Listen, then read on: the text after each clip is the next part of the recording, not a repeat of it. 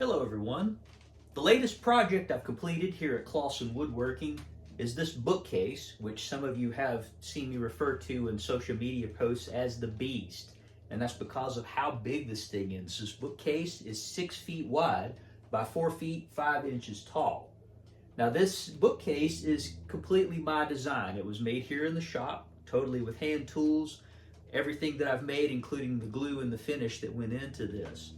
So this is a pretty big undertaking, in part because of the size, but then also because it's a complete new design from the very beginning all the way to the completed project.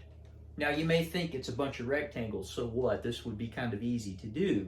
But part of the idea with this is making a proportion that looks nice in the home, that the 3 bays on the front are not equal size. The one in the middle is a little bit bigger than the ones on the outside. That way it gives it more visual interest. But then also thinking about what type of wood to go into it, how to put it together, all the joinery that goes into this, because there are absolutely no metal fasteners throughout this. It's all done by cutting grooves into the wood called dados, which are grooves that go across the board. That way the shelves can fit into it.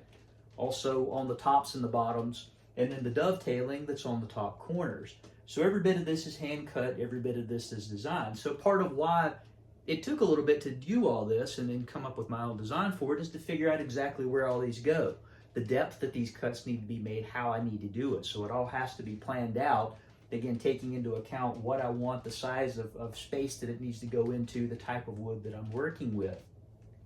Now, using all hand tools for this was a tremendous amount of fun, and part of what we do here at Clawson Woodworking. So it started with dimensioning the lumber. So using my trusty tape measure to, after I've made my plan, to lay everything out, use my saw benches, the hand saws, to cut everything to the rough shape.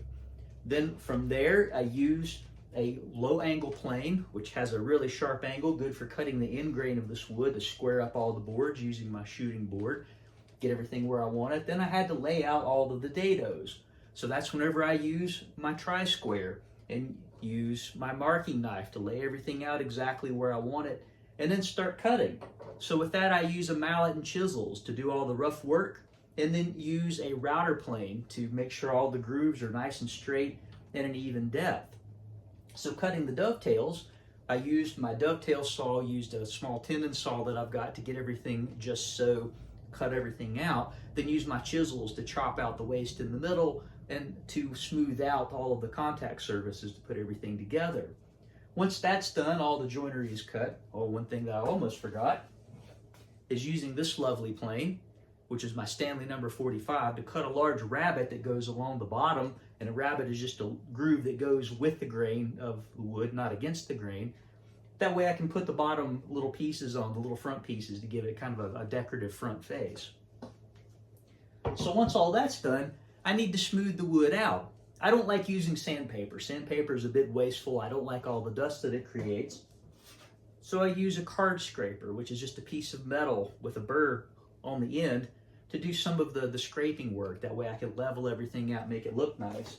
But then also use a cabinet scraper, which is kind of a bigger version of the smaller scraper. That way I can do a large surface all at once, and it gives a really nice finish on the top and on all of the surfaces.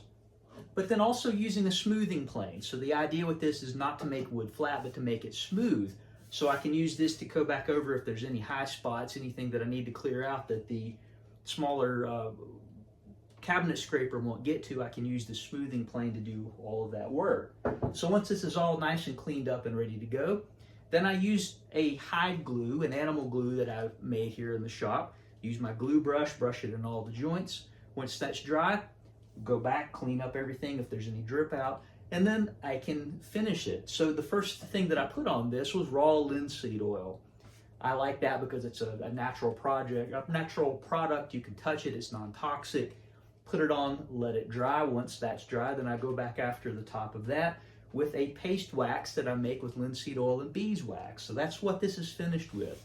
And it gives a nice satin sheen. It feels good to the touch. It's a non-toxic wood finish that I don't have to worry about touching. I don't have to worry about being in a home. If the dog licks it or your children lick it, you don't have to worry about them getting sick from anything that's on this wood. So this is a complete design, complete project done here at Clawson Woodworking from top to bottom, from the design drawings all the way up to the absolute finished product. And we're pretty happy to see this go where it's going to go and get books on it here before long. And we hope that you've enjoyed hearing about this and how it's made and all the bits and pieces that go into it. Follow us for more here at Clawson Woodworking.